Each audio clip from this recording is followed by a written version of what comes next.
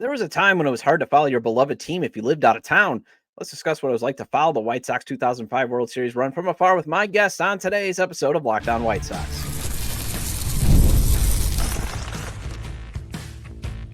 You are Locked On White Sox, your daily Chicago White Sox podcast. Part of the Locked On Podcast Network, your team every day. Hello, I'm your host, Todd Welter, a lifelong Sox fan and contributor for SouthsideShowdown.com, part of the Fansided Network, and also I've covered Major League Baseball for outlets such as the Associated Press. And thanks for making Locked On White Sox your first listen every day, part of the Locked On Podcast Network, your team every day. Make sure to hit the like button on today's episode. Subscribe to the YouTube channel at Locked On White Sox if you've not done so already, and also follow or subscribe to the show wherever you get your podcasts. Adam Hoge of CHGO may cover the Chicago Bears, but he is a diehard White Sox fan. MySoxSummer of From108.com is a Sox fan legend. Both lived out of town when the White Sox won the World Series, so part two of this championship series look back goes over what it was like following the team living away from Chicago. Then I had CHSN's Gabe Ramirez on the show a couple weeks back, and after we were done talking about the Sox stadium situation, I got his memories too of the Sox run to the World Series. Today's episode is brought to you by FanDuel. Right now, new customers can get $150 in bonus bets when your first $5 bet wins. All right, so Adam, what was it like following the team while being away from home, or did you say, screw it, I'm going to spend some time in Chicago while this is going on? It was a little bit of both. I would say that was, I'd have to go back and look at my college transcripts, but I'm guessing that was easily the worst GPA I posted in any semester at the University of Wisconsin. Because it really, I came back because I went to one of the games in the ALDS, and then I went to game 2 of the World Series.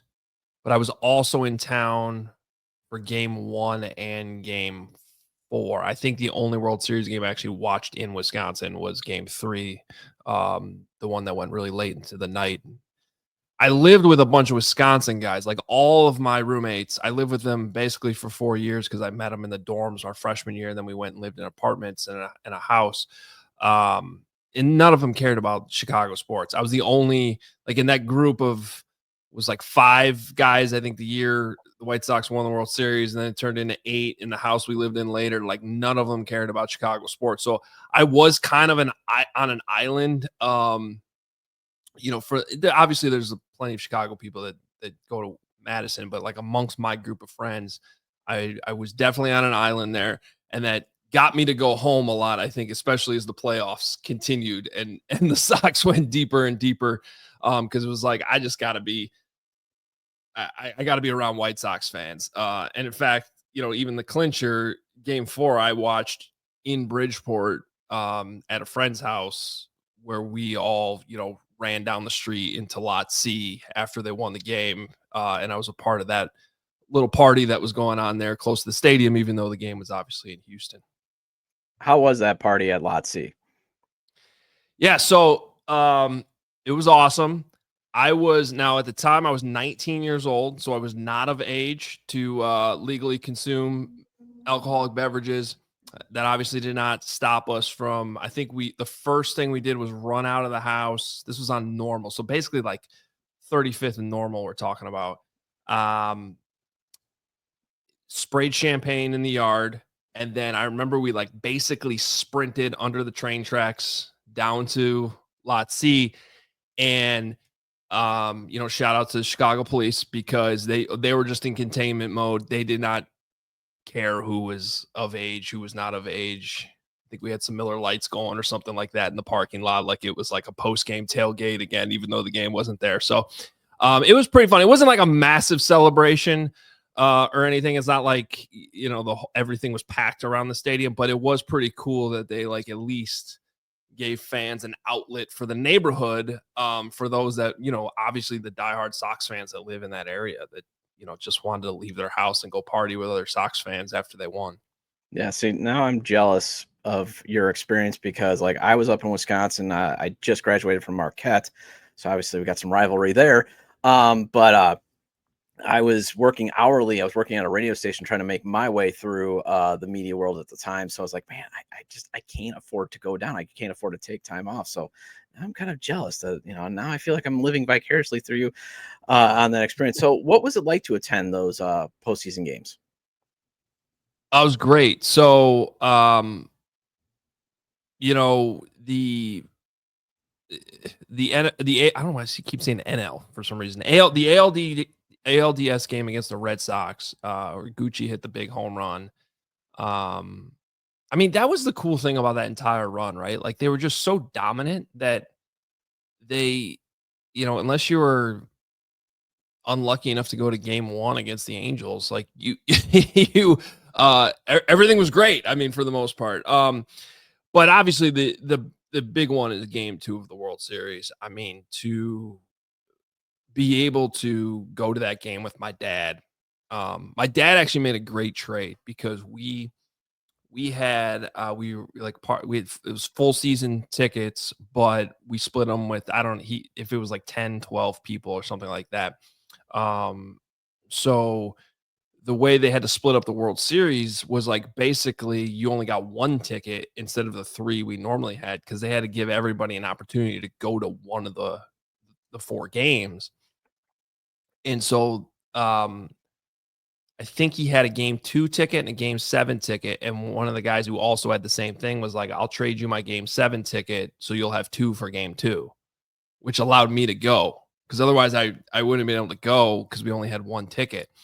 So, I understood the gamble that the other guy took, because he was like, hey, if this thing goes 7 games, I got 2 tickets to game 7. That's great. But obviously that never happened. So, my dad and I got to go to game 2. And I mean, everyone knows the story about how awesome that game was. I remember like praying when Chad Qualls came in the game, pleading, if Konerko hits a home run here, I promise. Like I was like saying like stupid shit like that in the stands. Like, I will never go to a Sox game again. I'll give up any ticket for like the rest of my life. Just please hit a home run right here. Little did I know that like praying that apparently the Pope was in the building, whether that was game 1 or game 2, I forget. But like, yeah, it was just amazing. I mean, and then they hit that home run.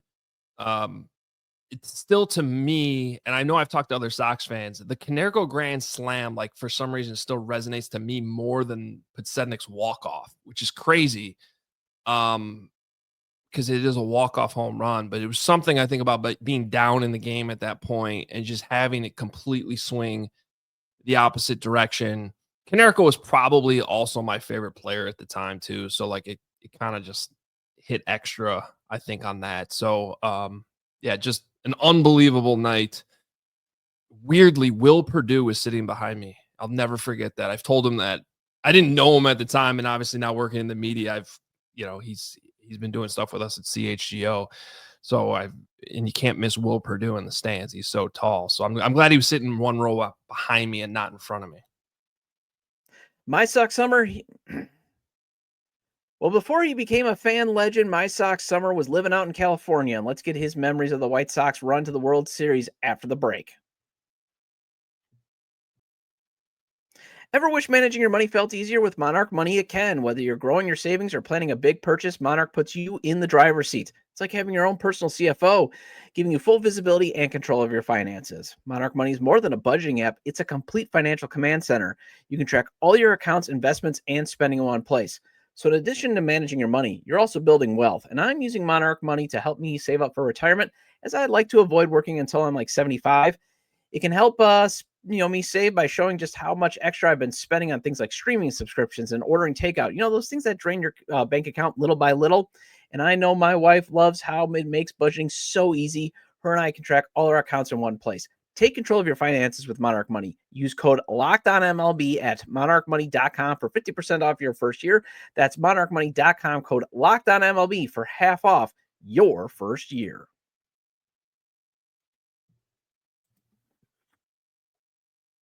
Welcome back to Locked On White Sox. I'm your host, Todd Welter. Again, make sure to hit the like button on today's episode and subscribe to the YouTube channel at Locked On White Sox if you've not done so already. And if you can't get the show on YouTube, Locked On White Sox is available on all major podcast platforms. So make sure to follow or subscribe on places such as Apple or Spotify. Either way, get your 30-minute fix of Chicago White Sox baseball venting with me. And once again, I'm actually on vacation at Disney World. So I'm doing a look back on the 2005 World Series run, and I got MySoxSummer of FromThe108.com to talk about what it was like to follow the Chicago White Sox when he was living all the way out in Los Angeles. I don't know if you know, Ty, but I used to live in California. And so when the White Sox won the World Series in 2005, I was just at a bar.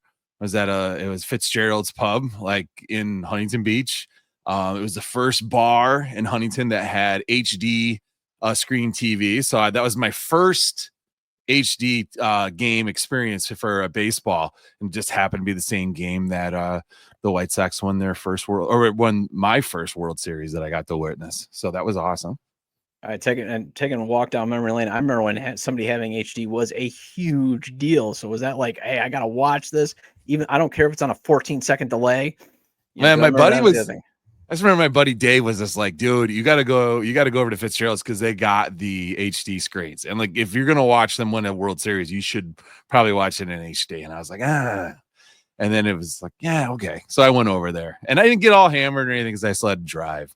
But yeah, it was cool. It was cool to see blades of grass on TV, because you're used to these CRTs that were just so like everything was like red and orange, and like to actually see the actual colors was nice.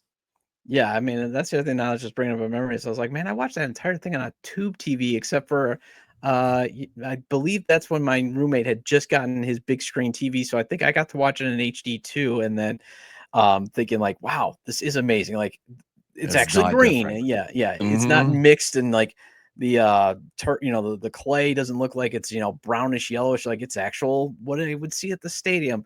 How hard was it to actually follow the team then being in California? Because like for example, I was an hour away in Milwaukee, and I spoke with Teresi, as I'm doing this series, and he was like, when you're on the road in 2005, it was kind of hard to always be following the team because you didn't have things like Twitter. Like I said, I didn't know Dustin Hermanson's back was that mangled until years later. Yeah, no, I was not I would go to when I first moved out west. I lived in Arizona, and so I was there for watched a lot of Cubs games because that's the only team that would really come through.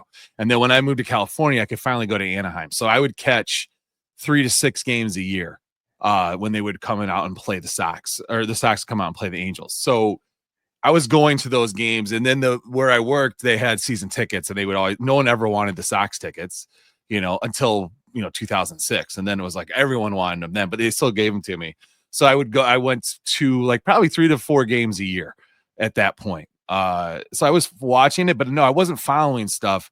I remember post 2006 being more interested in things, following because Deadspin would cover some things, especially like maybe a conversation between Ozzy and Jim North or Mike North, on Score, like that popped up when they were calling each other names and yelling at each other. But yeah, no, I wasn't like, I've never been a stats guy anyway. So it wasn't that. It was just like I liked going to the games and just watching baseball. So what was it like living out in Los Angeles with the Angels in the pennant, and then obviously you get the AJ Noke, and then you got Angels fans whining that they got robbed and all that stuff. What was it like being out there? This is like my biggest, like, I got real soft when I lived in California story ever. And it's not I don't have many regrets, and I try to live life without regrets. I very minutely regret not doing this, and I should have done it. But because the Sox played the Angels, I was thinking about this today, because the Angels and the Yankees went to a game 7, and like, so it was down the line, or game 5. I was game 5 or game 7 to go to the ALCS or LCS. And so I was like, okay, I wanted them to play the Yankees because I think the Yankees were a worse team. Like, they weren't as good as the Angels. The pitching wasn't as good. But then I was like, but if they play the Angels, you get to see them. And I was like, yeah, but I wanted to see them win a World Series. But anyway, so we got the Angels, and then they lost their first game, and we were like, okay. So then I'm like, well, now there's going to be some chances to see some games. I didn't call out like many favors, but I asked, all the people that I knew that had Angel season tickets, is just like, hey, if you have extras or can get an extra, let me know. And I think I got the last seat in the last, or the first, middle row, or I think it was on the aisle. I don't remember exactly where I was, but in the last row behind home plate in the upper deck. So I was up there with the fans, and I had a monkey. I had a rally monkey, but it was a White Sox rally monkey, and I had brought that with me to the game. And when I think the Sox went up, Konerko hit a home run. The Sox went up and they were like up 7 or something. And I was up there and it started to get really dicey, because they started yelling at us. And yeah, they were mad about the drop strike and like all this stuff. It was like my buddy's dad, rest in peace. He passed away, but he was in a wheelchair. So they had handicap seating and there was always extra seats. So he's like, I'll call you when there's an extra seat. And he called me in about the 5th and he was like, there's an extra seat. And I was like, sweet God, thank you. Because when I was going down, I was getting booed left and right. Like people were yelling at me. They did not like my rally monkey. And so I went and sat down with my buddy and his dad. And it just happened to be the players' wives section. And Bobby Jenks' wife and 2 kids were right in front of me. And I had a sign that said Southside Pride that I had brought also, which probably the people didn't like upstairs either. But I remember Bobby Jenks' daughter was like, I like your sign. And I was like, thanks. And she's like, my dad plays for the White Sox. And I go, I know. And then she said, he hasn't played yet, though. And I go, don't worry about it. Like when he gets in, you just tell him to throw hard. Okay. That's all you got to do. Like, don't worry about it. Like we don't need him until we need him. And so she liked my sign. So I gave her my sign. And then I had 2 White Sox and I gave her those 2. I probably should have given her the rally monkey, but I didn't want her to get beat up. But that was, so I got to go to game 3. And then this is my Cali soft story. The next 2 games, they were calling for rain. And I was like, I don't want to go out there when it's raining. I don't want to go sit in the rain and watch a baseball game. And I can't do it. And it was like, I missed probably 2 of the better, ALCS games. Could have watched this total pitching domination by the White Sox and just that staff. And I was so mad when they won that. And I was like, man, why didn't you just do it? Because the tickets were cheap. I feel like at that point, it's like StubHub. I think they were like $30. I think I paid full face for on that ticket was $30. I paid $60. And the woman was mad that I paid double face. And I was like, oh, you kidding me? I'll pay $60 to go to an AL championship game. So I should have went to those last 2. I didn't. It's because I'm just, I don't know. Is this a bad call by me? I should have been there, but I didn't. So I move on. Right. So hopefully I get to see another one. Well, hey, I never even thought of trying to take off to drive down to any of the Sox games. So there you go. But then I was convinced for years because I went, I went to games in 2006 and I went to games in 2007. Then I was convinced for years that maybe I was the jinx and I should never go to White Sox games live again because I'd gone, for ever, from 88 to probably 2004, I at least went to 1 White Sox game. And the year that I don't go, 2005, they win the whole thing. So, at least you did get to go to a playoff game where I was like, I got to work. But then again, I was an hourly worker working like 3 jobs to try to maintain my dream of being in radio. So for those kids listening, radio doesn't pay well. It's paying better, but that. When it came to like your favorite memory, besides, maybe going to game 3, what would be one of your favorite memories? I think it had to be just like the dominant pitching performance from the White Sox, like just all around. Like I put a tweet out there after Kerry Wood's 20, like with the remembering of Kerry Wood's 20 K game, that was one of the things that made me really fall in love with baseball. But like, that's why I like baseball. I like watching pitchers go up and just dominate hitters. And I feel like that staff was just firing on all cylinders. And it was just fun baseball. It was fun grinding baseball. Like, so specifically that's probably it. This is the pitching. This is watching the pitching performances. There's not one moment that really sticks out in my head of like, that's what I remember the most. It's just those 4 guys just dominating when every time they got on the mound. Hey, quick timeout for those listening on Apple or Spotify, but I'll be back with CHSN's Gabe Ramirez with his memory of the 2005 run. Quick timeout for those listening on Apple or Spotify, but I'll be back with CHSN's Gabe Ramirez's memory of the 2005 World Series.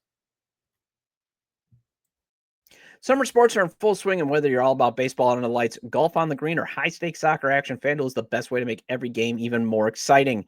You're already following the action. Why not make it a little bit more thrilling? With FanDuel, you can get in on the game while your friends are getting sunburned at the beach. FanDuel's traditional money lines, spreads, and over-unders, they're fun to play. But I always maintain, if you want to win big or at least double or even triple your money, go with FanDuel's parlays, props, or futures. For example, Detroit and the Dodgers, they're the favorites to win the World Series, but you can still get them at a plus number. The Dodgers is still at a number where you could at least double your money if they win the whole thing, and the Tigers is at a number where you can still make some nice coin if they win the World Series. You could also still put some money on the Cy Young and MVP race at a good number, depending on who you go with. They even got good numbers on pretty much every team except the Dodgers when it comes to who will finish with the best record in baseball.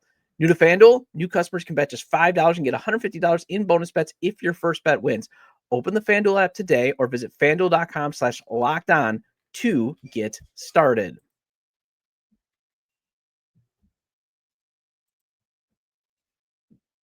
Welcome back to Locked On White Sox. I'm your host, Todd Welter. Again, shout out to all the everydayers. I appreciate your loyalty. Please hit the like button on today's episode.